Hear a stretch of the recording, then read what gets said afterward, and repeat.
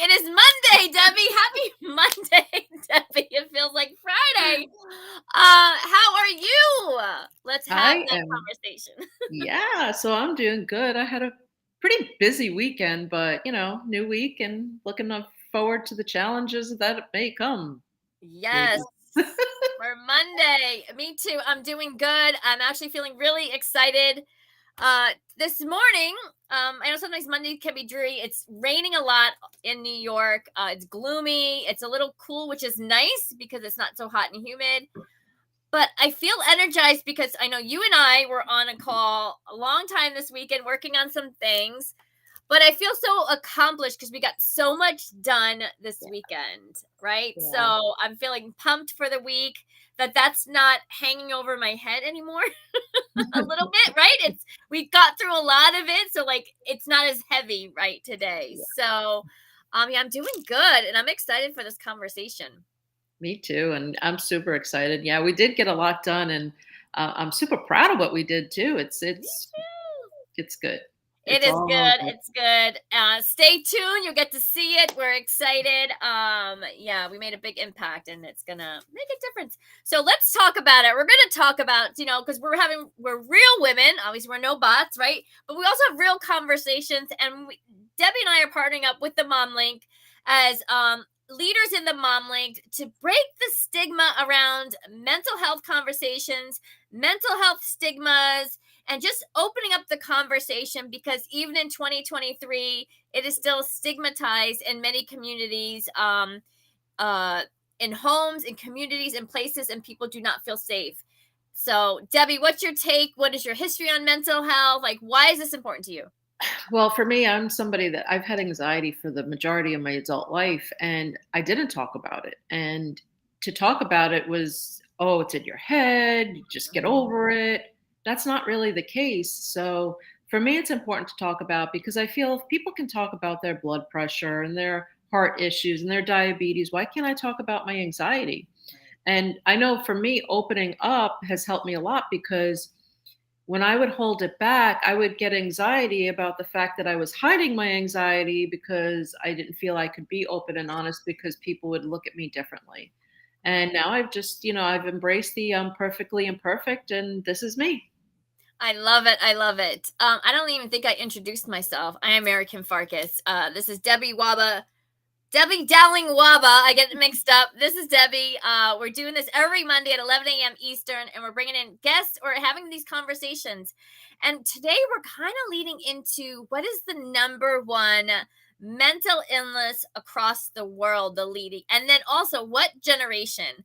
I don't know the boomers, the Z's, the X's, the Y's. I don't know the difference, but it's the majority is the Gen Z, which is 9 to 24-year-olds, 1997 to 2012, which is mind blowing to me because that's our youth, right? That is the kids who are growing up in this world that we are in today, between social media and all the stuff that we see on these social platforms that are making waves depending on whatever subject is at hand. So I was actually shocked to hear that it's depression actually is the number one Yes. mental illness, which makes sense because it's been challenging, right? If life wasn't challenging before the pandemic, it definitely is challenging now, and we're still like managing all these things.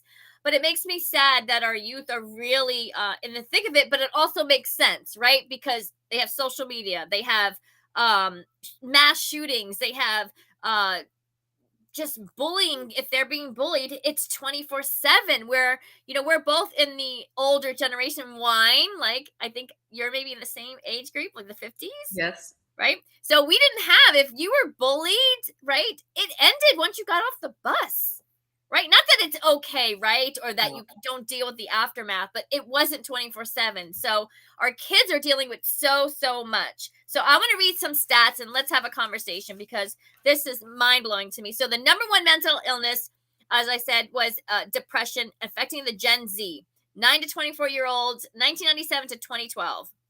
It is also the world's leading cause of disability. 6 out of 10 people who have depression in Latin America and the Caribbean do not seek help or get the right treatment. Gen Z is twice as likely to battle depression due to when they did a survey, 3 out of 4 Gen Zs said it was their experience with mass shootings or the anticipation of a mass shooting. Yeah. Okay, Gen Z are likely to feel that suicide is a better option for them in instead of dealing with the struggle of what comes with depression. That was 5 to 18% of the people who were surveyed said that they'd rather choose a suicide over dealing with depression. Gen Z also has the highest reporting rates of depression, which we just shared, yet are more likely than previous generations to report the problems they are experiencing with depression or any mental health, which for me makes sense because I grew up, and I think you did too, Debbie, and many people on this platform who are leaders, right? That we grew up in a time where we didn't talk about mental health, Mm-mm. right? And Debbie shared that earlier, mental illness. And even in 2023, even with my brother dealing with multiple mental illnesses and diagnoses, I don't have a dog. That's my phone. Because that makes me like, oh, where's the dog? Oh, that's my phone. Okay. So even in 2023, it's still stigmatized. There's a lot of false narratives around mental health. With mental health, you can get caught up into self-diagnosis where your families and friends will like, oh, you're just a drug addict now. It's having these conversations that we're having that hopefully just shed some light on someone going through this or having a family member go through this. So we are here to just talk about, take it as it comes today. Yeah, and it's sad, and when you think about that generation too, they they went through the whole, pandemic, and they Mm, were isolated from the world and the experiences of proms and graduations and all the things. So, in a way I could see where, the depression could come in because they kind of missed out on a lot of those pivotal moments and those milestones that were just taken away from them. And then, like you talked about with all the mass shootings and stuff, it's a scary world we live in. But depression affects a lot of people, and some will admit it, some will not admit it, and they try to have conversations and people don't understand it, so they're like, oh, you'll get over it. yeah. And some people, it's not that simple. It can be caused by a chemical imbalance, it can be caused by trauma that it keeps coming up for them, but they're kind of pushed to the side, and then they don't want to talk about it, which leads into the deeper depression because they feel alone and like nobody understands them. Absolutely, the isolation, and during the pandemic, there was a huge amount of isolation. I keep thinking when I think back, even in those moments, right? And we had to do Zoom. Like if you weren't using Zoom before, you had to learn, right? And the kids didn't matter like what age they were, the preschoolers, all the way up to colleges, right? Mhm. And it was thank goodness that we had Zoom. That's all I want to say, right? That we had the technology that we had in order to feel somewhat connected to our communities, right? And so I just imagine like if this happened back 20 years ago or even 10 years ago, I think we would have been in a more dire state than we are in today, right? Absolutely. Absolutely, because Yeah. we did have things like Zoom, and then, there was it was an app called House Party, and we had a whole bunch of us on there, and we'd just randomly pop in, and then, this one and that one, and then before you knew it, you had a party going on. But it was the way to stay connected, whereas, you think about it, even to when we were kids, what would we have done? We would have been completely isolated. Maybe, I mean, I grew up in an apartment, but I could maybe have yelled out the window to somebody, but still, it's like, what would you have done? You would have stayed in the apartment, like in a box. And it's kind Right. of like we were all put in boxes for a while. And it's hard, Absolutely. especially when kids are at those developing stages where they're learning the socialization skills and they're learning all these different ways to be around public, and then it's all just taken away from them, and they're forced to go into what really was they we were they missed out on a very crucial part of the socialization that comes along with school and being able to just go out and play and be normal kids. So, Yes. I love that we're talking about this because I remember myself growing up, and you as a child, right? You knew there was graduations. You knew that there was going to be a grad party. You knew that there was going to be a ceremony, a dance, at the end of the year, a prom, right? And you looked forward to those times. And all Yes. of a sudden, for it to be swiped away from you, right? Because of health, because of all the things, right? And even when things started to open up, it was still restricted for a long period of time, just for safety and for other reasons. Mhm. And just, only thing I can relate to is I grew up in a very small town in Florida, and myself and my two older siblings, we were like 1 year apart. And so it was my year that I was going to graduate high school after being in the same schools with all my friends since kindergarten.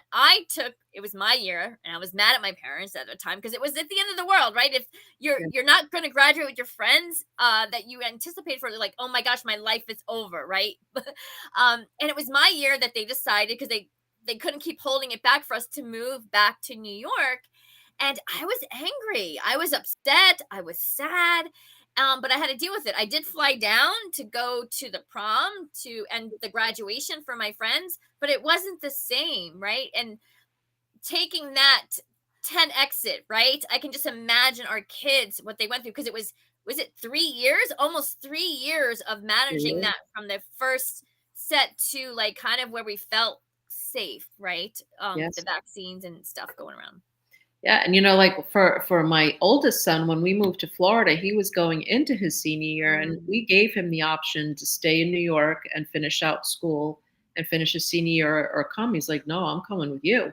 And it wound up actually being the best year of his entire like high school career, I guess you could say. And he was, he graduated in a class of, I think it was almost like 900. Wow. Sitting through that graduation was a lot of fun. But no, but I was so proud of him. But I gave him that choice because, especially senior year, you've been with these same people since freshman year. You've gone to the proms and you've gone to the different things that occur. And then, senior year, it's like, okay, well, we're at the end and we're almost there. We're And gonna then to celebrate move, together, yeah, right? Yeah. and then to move. But like I said, I gave him the option to stay, and he could have stayed in New York with his dad. But he's like, "No, I'm coming with you." And it wound up. I think here he blossomed the most. I think it was just a different environment, different people. It wasn't the same people, and I think he really blossomed in his senior year of high school. I love that. And I think it's so important because you were a good support person, a good support adult, right? And Yes. who also has an understanding because of your own anxiety, and then the work that you also do. You have a lot of certificates, right? So you're like trained and stuff, that it makes a difference. Yeah. And so my hope is, as we continue these conversations on Monday, is that anyone that's listening gains a little nuggets, right? To Mhm. just open up and be that safe space, whether for your kids, your loved ones, friends, whoever, maybe even a coworker, right? Because we don't know what their home environment looks like. And do they even have a safe space? Or maybe they've been ridiculed when they said, like, oh, I'm not feeling well, I'm having these thoughts. And someone that they thought was safe just said, oh, it's all in your head, get over it, Yeah. right? That's kind of the language that we grew up with, right? That was what they knew. Yeah. So I'm loving that we're able to just share a little light to try to open up people's eyes and just see things a little differently. Yeah. And the one thing I say to anyone, and this is my first piece of advice: if you know somebody that is dealing with a mental illness, whether it's depression, bipolar, anxiety, all the different diagnoses, to them it's a real feeling. So the most important thing you can do is validate it. And I think that people miss that because they don't feel it, they don't understand it, they don't experience it. They think it is just something, it's all in your head and it's just going to go away. And it doesn't. So there are ways to manage it. There are ways to cope. I mean, whether it's through medication, therapies, whatever. But understand that to them it's a real feeling. So make sure that you're validating that. Make sure that Mm. you may not understand it, but say, okay, I don't understand it, but I'm here to support you. I love that. It's the same language that I'm only learning a lot of this in the last year because we didn't really have these conversations, but Right. learning about these things, it's the same thing we say, like if you're having a disagreement with someone and someone comes to you, well, you made me feel this way, but that wasn't your intention, right?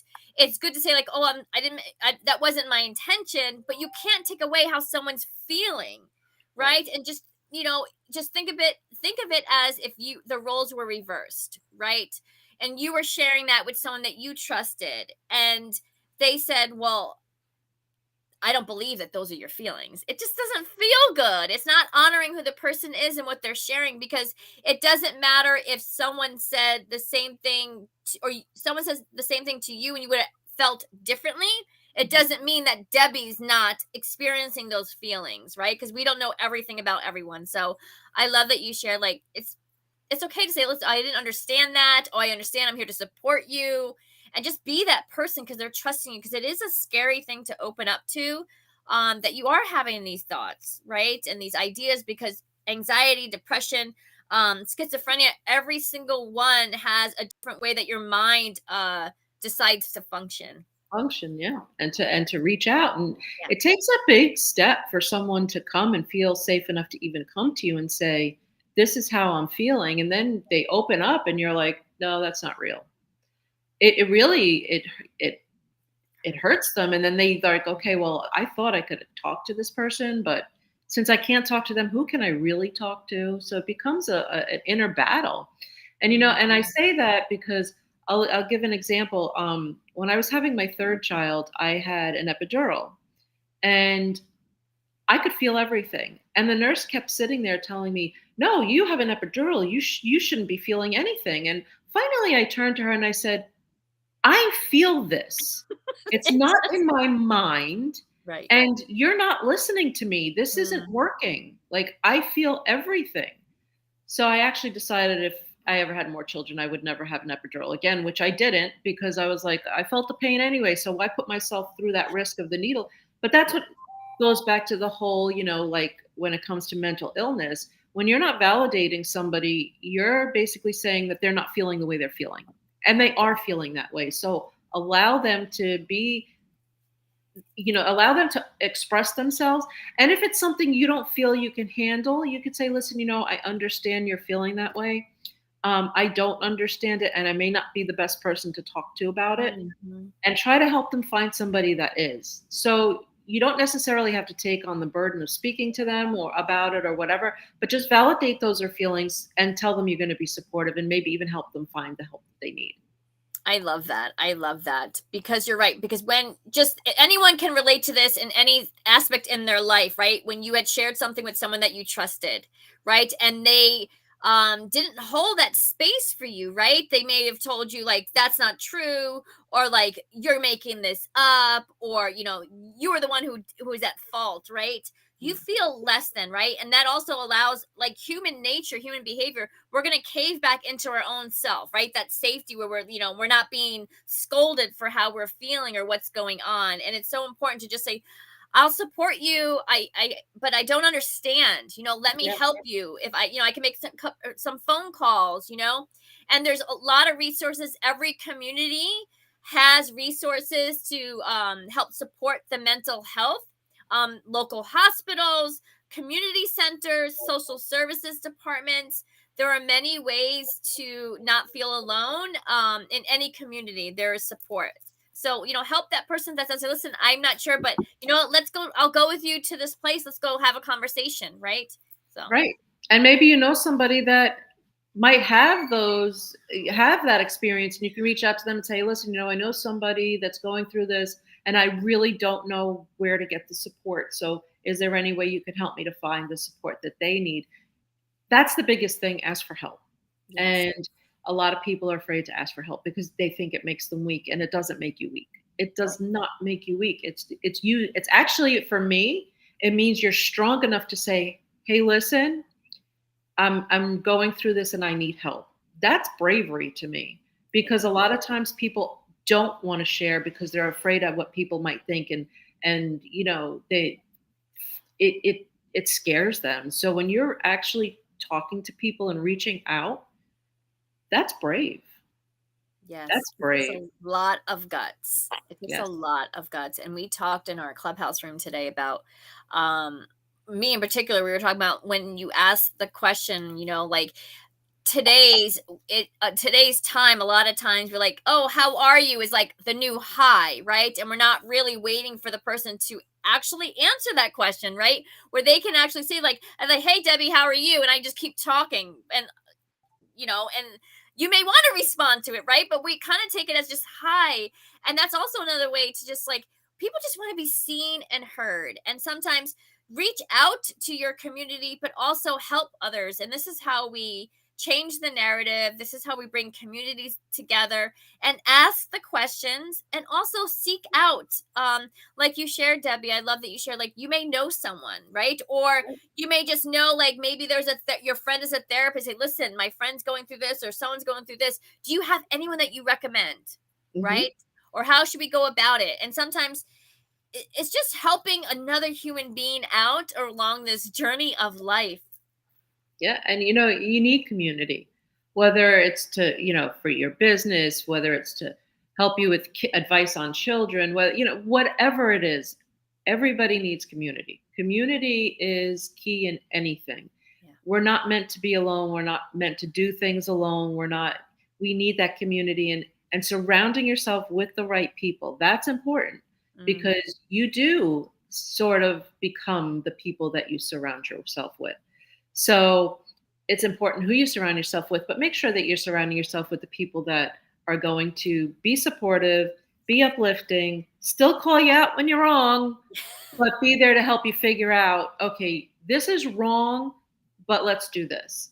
So those are the kind of people you want in your life. You don't want the ones that are just going to bring you down a bad path with them because they're on the bad path. And then they're going to get to the bottom and you're going to be at the bottom with them. And then it's like, now what? Yeah. Absolutely. Community is so important. Surrounding yourself with people that see you for you, right? That will support you with really wanting nothing back, right? Because sometimes people expect, well, if I'm going to help you with this, Debbie, you better do this, right? Yeah. And we as humans just need to, I think I want to say, get back to basics, because I think back in the day, I wasn't there born back in the day, right? But I think how I have seen my grandparents, how they function, how my older aunts and uncles functioned. They always just wanted to give back in the best way that they knew. And they never asked, well, how come you didn't bring me 10 pies? Like, I gave that to you last year, right? It was just about, it was really based around community, right? And I think our communities of knowing your neighbors today looks different than in the Very past, different. It right? definitely does. We used to, like, okay, go outside and play and come back before the lights shut off, but the neighbors were watching us, making Yeah. sure we weren't stepping out of line, and if they Mhm. saw us, they said something to us. The narrative's changed now, where a lot of people feel like, well, it's not my space to say anything, and or they've gotten backlash from someone in a very negative, up to like losing their lives in some cases because they butted in. And so I think we just need to get back to that somehow, right? Of just basic humanity. Yeah. And I think a lot of people, they come from the attitude of what's in it for me. Mm. And you can't be that way. And, going back to like what you said with kids, we were allowed to go outside and we kind of had free range, but it really wasn't like we were given parameters. And it was because in each parameter, there was a parent that could see what was going on. Mm-hmm. So while we were, we did have the freedom to roam in this air, like this. I mean, it was a pretty big space to roam, to roam around in, and we could go to so and so's house, but we had to go a specific way. And if we went the other way, it was like, okay, why'd you go that way? So, but you knew that there was always like, you knew, but you didn't know, but you knew, you knew, but you didn't know, but you knew. There was always somebody watching out. And, nowadays I think that we've gotten away from that because people don't want to take the responsibility for other people's children because they're like, okay, well, now this parent's going to turn around and, whatever the case may be. And then it's the always, well, what's in it for me? Mm-hmm. If Mm-hmm. I do this, what are you going to do for me? Instead of just, let me do this and see what happens. And I know that I've always come from that place of serving, and I never do anything expecting anything in return. And I'm amazed at the blessings that I've had just because I give from my heart and I don't ever expect anything. Yes, I call that the universe boomerang. Yes. That is how the universe works. And I too have seen blessings come, because you know what? If you're going to give and if you're going to support, do it because you want to do it, right? Yes. Because the world works that way. Whatever you believe in, it's the universe boomerang. So I truly believe that. And when you do something good, it definitely always comes back to you Absolutely. tenfold. And there was a time that at the local mall, my son was, just learning how to do the slides and interacting with kids. And there were some bigger kids playing freeze tag in this little playground. And they were so reckless. The parents were nowhere to be found, where they were knocking kids over. And me, I was like, where's the parents? What's going on here? Like, they're starting to like knock little kids off the slides because they're playing tag, just being teens, right? And I looked around, no one was saying anything. So finally, they're like starting to get my son and, getting him involved. And I was like, this is not right. And I stepped in, but in a nice way. I'm like, okay, how do I do this without someone getting offended? And I don't sure with these teenagers be like, who the heck are you? Because I mean, like, you're just a teenager too. Because they look younger sometimes, they don't know who I am. And I said, listen, this is not a place. There are young kids around here. They're learning. You need to go play freeze tag someplace else. Mhm. And they all looked at me. And one of the boys said, all right, you're right. And he guided them to go that way. But there are ways to say without getting kind of into any confrontation, depending on the setting. But I think we just have to look out for our kids, right? And just remind them, you're adults playing on these little slides, knocking off these babies because you're playing freeze tag. Go outside. Right. And, and that's why I say that a lot of these kids have missed out on the social Yes. cues because they have this attitude when you tell them something, they're like, who are you to tell me? Yeah. And my goodness, if I ever said that to somebody when I was a kid and my mother found out, woo, that, Okay. mm-mm. No But now way. kids are so free to say that. They're just like, well, who are you to tell me? Yeah. Right. Oh, I'm Exactly. sorry. Yeah. And I think it's just, little at a time, I think we can make a big impact. And Yes. it was those parameters that we set up. And even if there was no one watching, we knew that rumors get around that there are people always outside and they know who our parents are. Right? Mhm. Where a lot of times we don't even know who our neighbors are, what their names are in a lot of communities. And my phone, sorry. Your dog. I swear, I promise you, because before I would have those nice musics on them, be like, "Oh, that's such a nice tone." They're like, "Mary, that's your phone," and I'm like, Yeah. "Now I know I don't have a dog. A dog is my phone ringing." But just to reach out to support. That at the end of the day, we're just having conversations in different ways to support, especially if anyone comes with they're having some kind of anxiety or depression or don't feel themselves or having these thoughts that are just not what they're used to and they feel confused. Just validate their feelings, let them know that however you can support them or guide them, because we all want to be connected and feel like we're not alone. So yeah, anything else, Debbie, that you think we should add or share? Well, just that community is important, and when you're going through things, it is better to. It makes you feel more comforted if you feel like there's somebody else that understands you. So that's why I say find people and be that encouraging person. And if you don't know or experience the feelings that this person is confiding in you, find somebody that does. Find the resources so that they feel okay. You can't help me, but you've heard me and you're trying to help me the best way that you know how. Right, exactly. And I always say, imagine yourself in those shoes, Mhm. right? Because then you can kind of, even if you're not an empath, you can imagine like, okay, so if it was me having these thoughts and I went to myself, right? Or the other person, how would I feel? And how would I want the response to be, Right. right? So just be mindful, about mindset, right? Being mindful and just community makes a huge difference. Yes, So yeah. sure does. I'm loving this. So thank you everyone for tuning in. If you are listening to the replay and you want to connect with myself or Debbie and want to join us as one of our guests, please reach out to either one of us. I am Mary Kim Farkas on all platforms. Reach out and just say Monday Mindset or Monday, and we know we'll reach out to you. We're open to any topic about anything stigma around mindset and or the mental health arena. If you're an expert in your field, if you want to add some value, if you've gone through a situation, and we're all about sharing stories to break the stigmas, open up the platform. Being a mom, an entrepreneur, mental health, all those things, right? Because we need the support and the community so we can continue to grow and learn. Yeah, and you can find me everywhere as Debbie D. Waba. So all platforms. All I'm platforms. everywhere. Me too. You can just find me. You can Google me.